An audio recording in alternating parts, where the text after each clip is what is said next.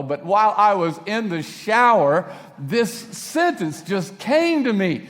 God has called us to equip a caring, committed community of worshipers to reach their world for Jesus. I mean, that just dropped in my spirit. I didn't have to memorize it. It just, all of a sudden, I knew God has called us to equip a caring, committed community of worshipers to reach their world for Jesus. And that's what I want to give testimony to today, that God is equipping this church and that we are a community of worshipers and that we are reaching our world for Jesus. And, you know, it might seem that from that statement we should start with equipping, but I want to start with worshiping.